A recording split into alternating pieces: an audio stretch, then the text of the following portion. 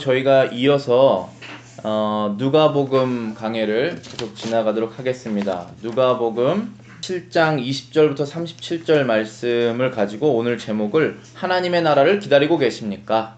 하나님의 나라를 기다리고 계십니까? 라는 주제로 오늘 하나님 말씀 전하도록 하겠습니다. 주보 뒷면에 보시면은 제가 인용하는 구절들 적어놨습니다.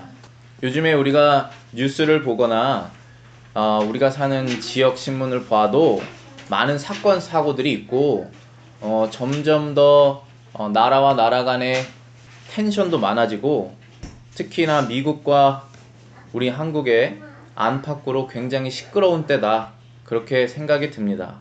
근데 이러한 시점에서 우리가 누가복음 강행을 하다가 여기에 이르렀습니다. 17장 20절부터 37절 하나님의 나라에 관한 부분, 우리가 이 나라의 정세가 굉장히 복잡한 시점에서 이 하나님의 나라에 관한 말씀을 우리에게 또 주신 것이 하나님의 뜻이라고 생각이 듭니다.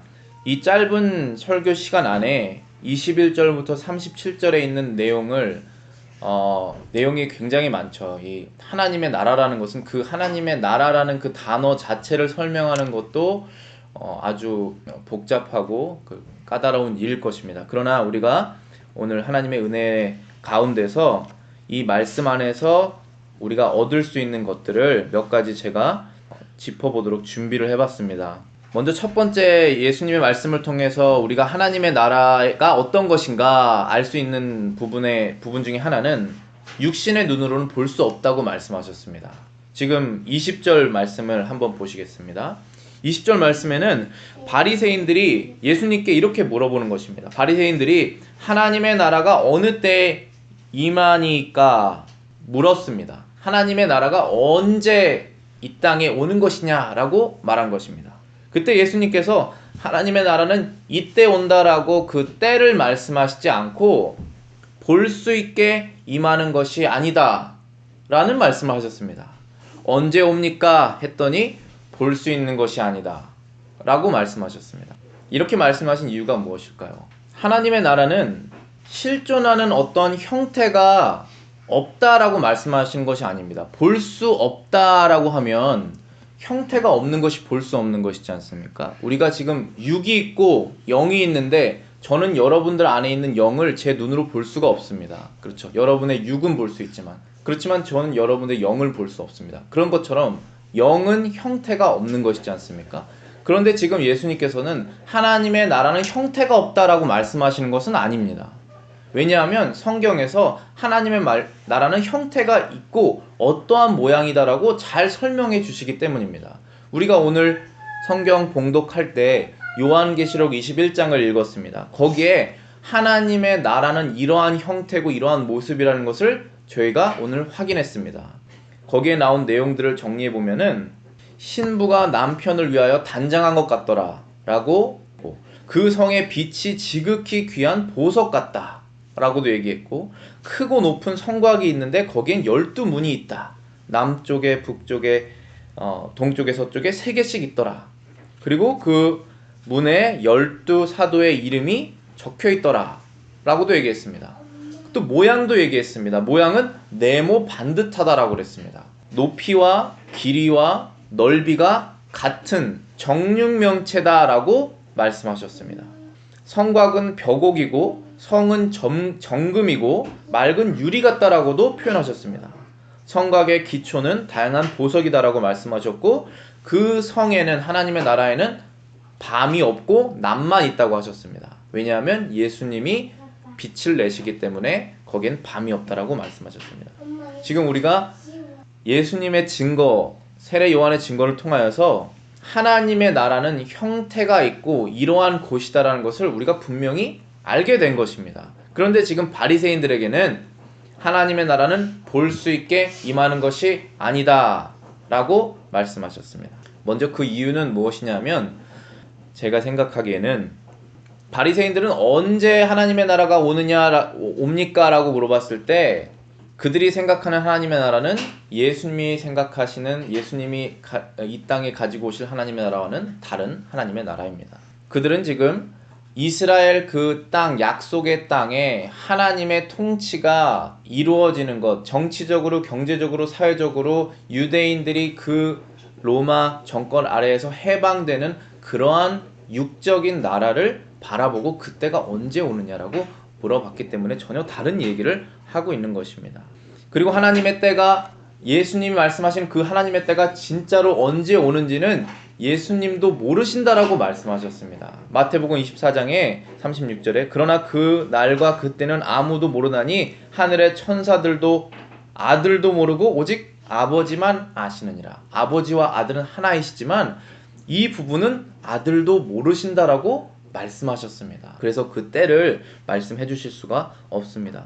그리고 만약 그 때가 오더라도 바리새인들은 그 하나님의 나라에 들어갈 수가 없고 그 하나님의 나라를 볼 수가 없는 사람들입니다. 그래서 예수님께서 이렇게 말씀하셨습니다. 왜냐하면 바리새인들은 거듭나지 못했기 때문입니다. 몸은 살아있지만 영이 죽어있기 때문입니다. 죽은 자는 하나님의 나라, 생명의 나라에 들어갈 수가 없기 때문에 그 나라에 들어갈 수가 없습니다. 예수님을 하나님의 아들, 구원자, 메시아로 믿지 않은 상태에서 하나님의 나라를 볼 수는 없습니다. 들어갈 수도 없는 것입니다. 이 사실을 더욱더 확실히 말씀해 주신 것이 21절입니다. 21절 보시면은 또 여기 있다, 저기 있다고도 못하리니 하나님의 나라는 너희 안에 있느니라 라고 말씀하셨습니다. 하나님의 나라가 지금 볼 수 있게 임하는 것이 아니다 라고 말씀하셨는데 21절에는 너희 안에 있다라고 말씀하십니다. 자, 근데 여기서 너희 안에 있다라고 말씀하신 것이 너희들 마음속에 있다라는 것은 아닙니다.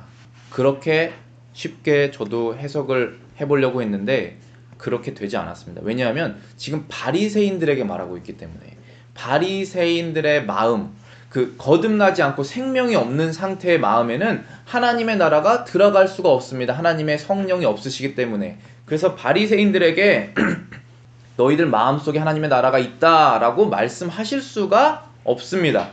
그래서 지금 이 말씀은 무엇이냐면 하나님의 나라는 지금 너희가 사는 곳에 있다라는 것입니다. 그것은 바로 예수님을 말씀하시는 것입니다. 예수님이 계신 곳이 하나님의 나라입니다. 예수님의 통치가 이루어지는 것이 하나님의 나라입니다. 바리새인들이 사는 그 하나님이 주신 약속의 땅에 지금 하나님의 나라의 주인이 와 계시다라고 너희 마음속에 있다는 것이 아니라 실제적으로 너희 안에 있다. 예수님이 하나님의 나라의 주인이시며 하나님 나라.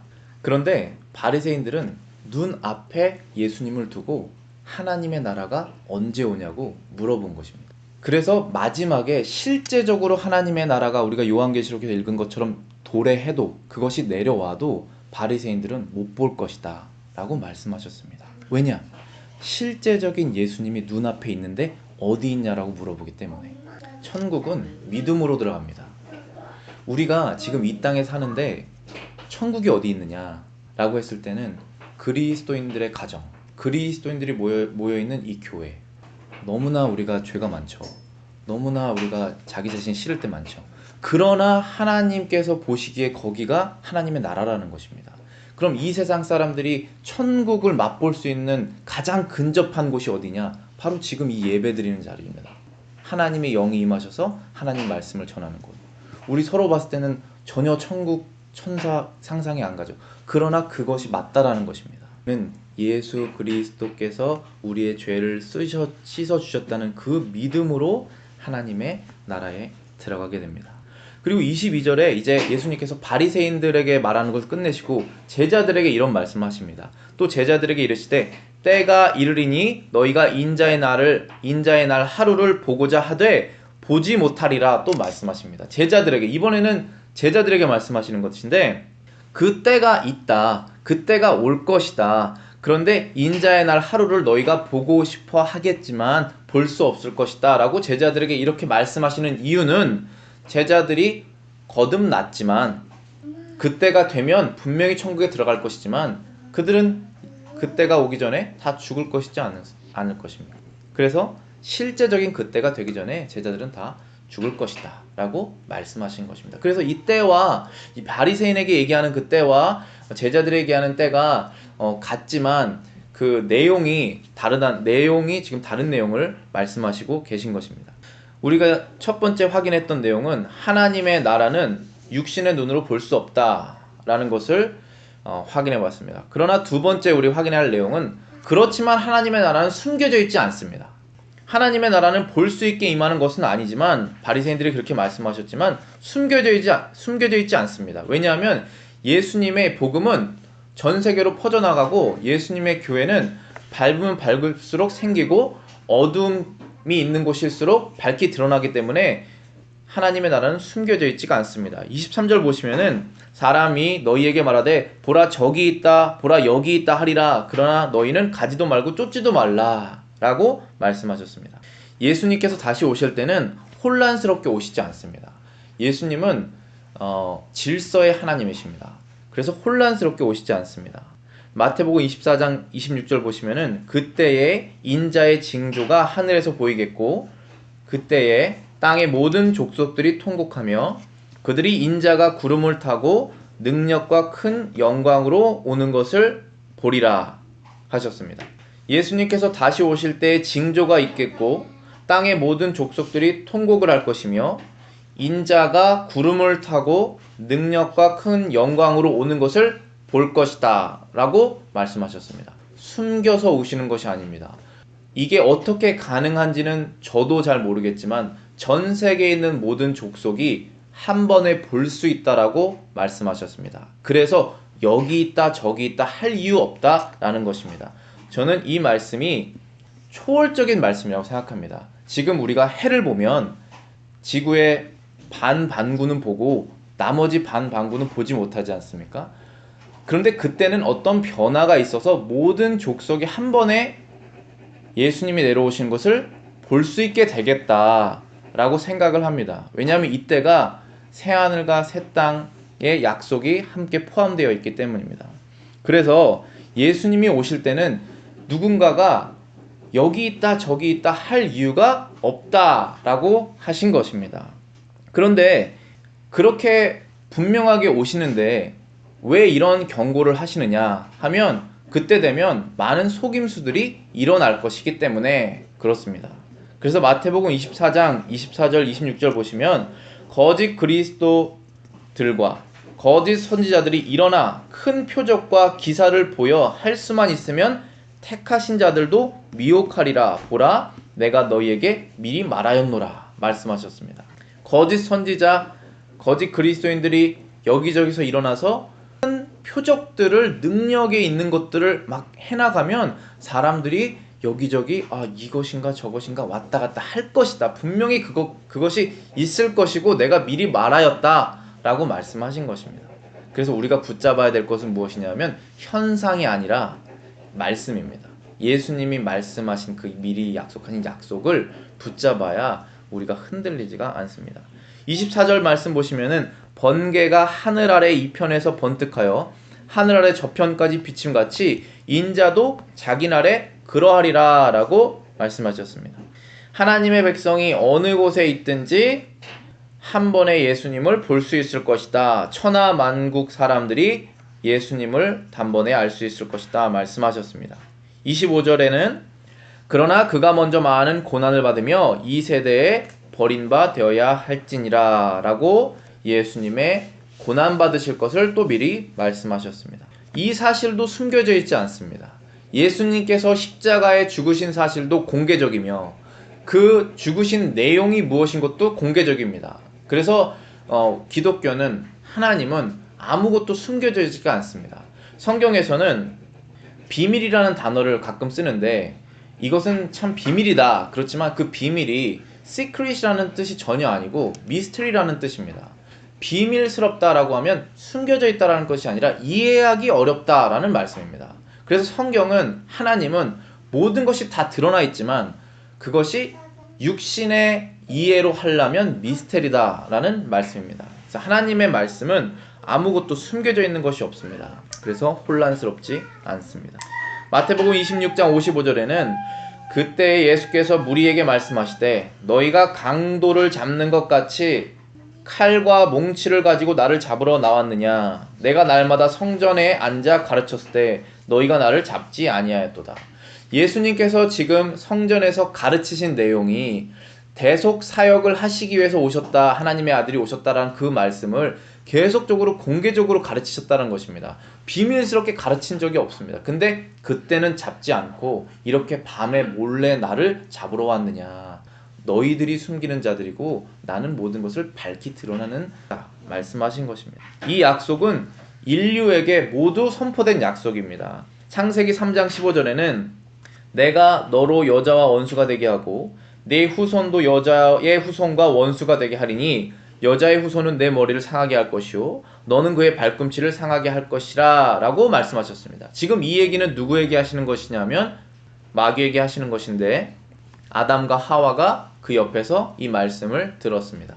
이 약속은 무엇이냐면 예수님께서 마귀를 멸하시러 오실 것이다. 하나님께서 사람의 몸을 입고 오실 것이다 라고 창세기 3장 15절에 원죄를 진 후에 바로 약속하셨습니다. 그럼 그 약속이 인류 첫 시조에게 전해졌고 우리는 그 시조로부터 나온 모든 백성인데 모든 자손인데 그 약속이 한 번도 숨겨진 적이 없다라는 것입니다. 성경의 모든 진리는 다 밝히 드러나 있습니다. 오직 그것을 믿느냐 믿지 않느냐 사람의 차이일 뿐입니다. 예수님께서 그 하나님의 나라가 도래할 때에 몇 가지 특징을 오늘 말씀에서 해주셨습니다. 26절 27절에는 노아의 때와 같을 것이다 라고 하셨습니다. 노아의 때와 된 것 같이 인자의 때도 그러하리라 라고 말씀하셨습니다. 노아의 때는 어땠습니까?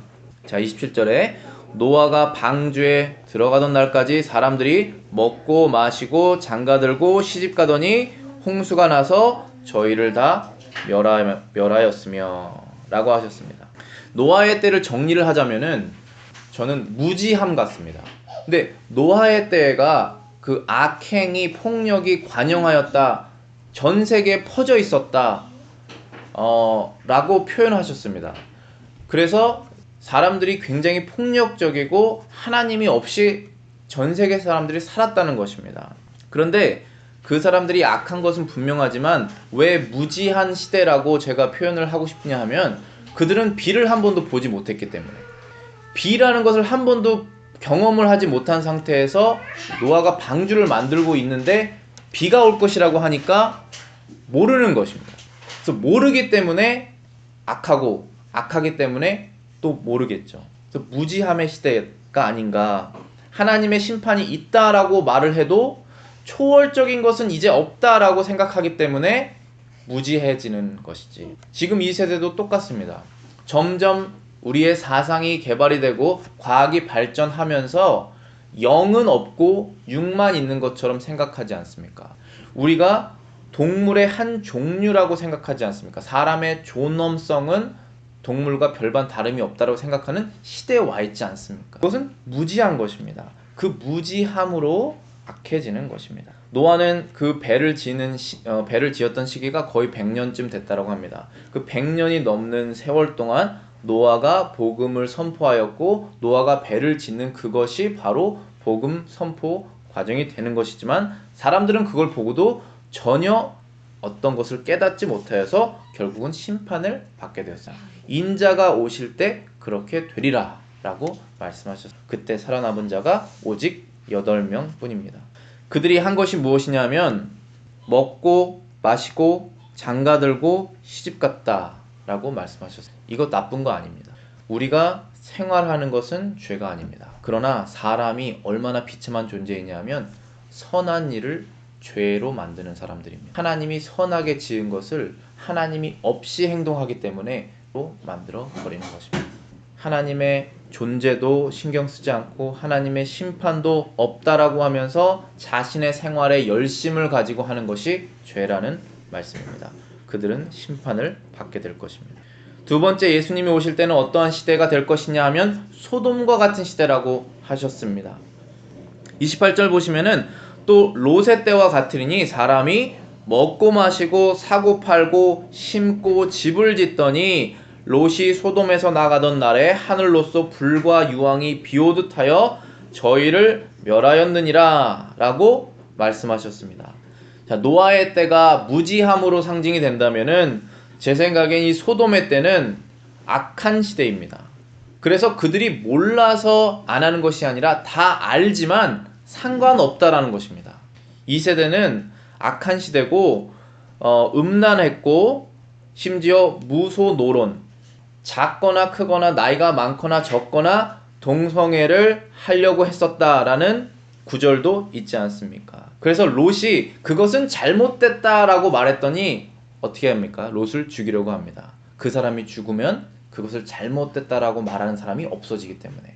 그래서 이때는 무지함의 시대라기보다는 정당한 말을 하는 사람을 죽이려고 하는 그러한 특징이라고 볼 수 있습니다. 창세기 19장 9절에는 그들이 이르되 너는 물러나라, 또 이르되 이 자가 들어와서 거류하면서 우리의 법관이 되려 하는도다. 이제 우리가 그들보다 너를 더 헤아리니 하고 롯을 밀치며 가까이 가서 그 문을 부수려고 하는지라. 폭력성이 있죠. 롯은 다른 지역에 살았는데 이제 소돔 지역으로 들어오면서 그 지역의 죄악이 너무나 심하니까 최소한 나는 죄를 짓지 않겠다, 우리 집에 들어온 사람은 죄를 짓지 않겠다 라고 말했더니, 그것은 잘못이다고 말했더니 네가 언제부터 우리 지역의 법관이 되었느냐, 이젠 너를 죽여야겠다 라고 말하는 것입니다.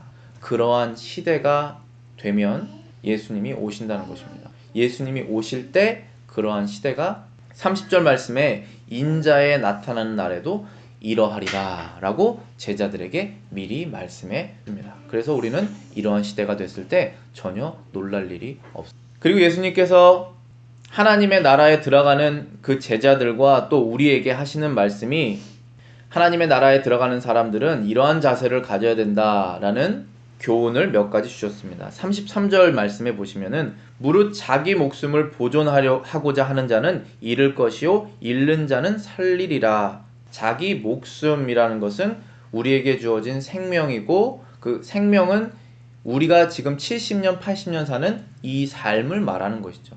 그 삶에 중점을 두는 자는 오히려 잃을 것이고, 그것을 버리고자 하는 자는 얻을 것이다, 살 것이다 라고 말씀하셨습니다. 지금 계속 말씀하시는 것이 먹고 마시고 장가들고 시집가고 땅을 파서 씨를 심고 집을 짓는 것 나쁜 일이 전혀 아닙니다. 이거 선한 일입니다. 열심히 일해서 땅 파서 우리가 열매 맺어야 되고 집을 짓는 것 얼마나 대단한 일들입니까? 그런데 그것을 하며 하나님의 나라에 도래할 것을 생각하지 않는다면 그 모든 것들을 다 잃을 것이다.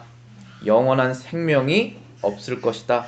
바리새인들이 하나님의 나라를 못 보는 것처럼 너희도 마찬가지일 것이다 라고 제자들에게 경고하시는 것입니다.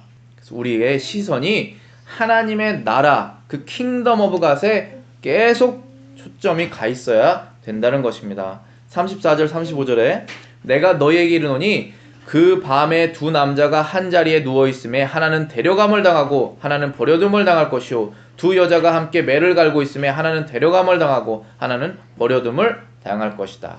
이 말씀은 말씀드릴 내용이 많지만 오늘 교훈적인 내용으로 말씀을 드리자면, 그 날을 알지 못하니 너희가 하는 일에 충성을 다해서 하다가 그 날을 맞이해라 라는 말씀으로 해석하고 싶습니다.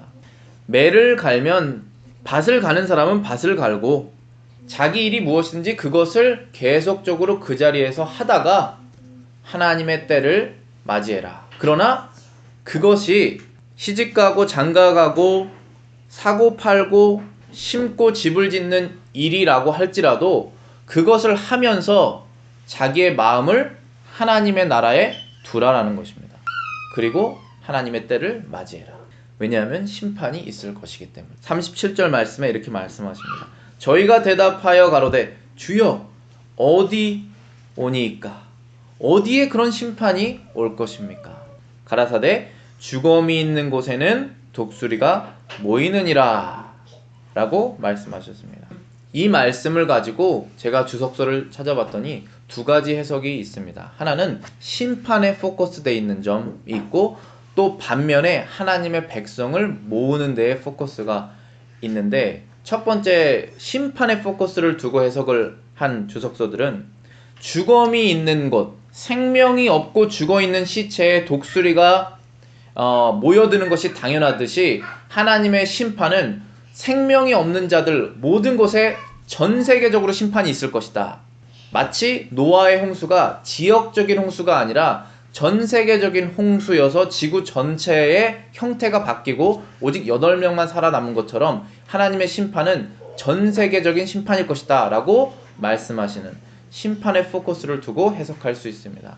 또 반면에 그 심판은 전 세계적이기 때문에 하나님의 백성이 어디에 숨겨져 있어도 하나님이 다 찾아내실 것이다 라는 것입니다. 하나님을 독수리로 표현하고 살아있는 생명의 사람들을 죽음이라고 표현한다면 그곳에 독수리가 꼬이지 않을 수 없듯이 하나님의 백성을 반드시 찾아내서 다 택하실 것이다, 취하실 것이다 라고 해석하는 해석도 있습니다. 그러나 똑같은 해석입니다.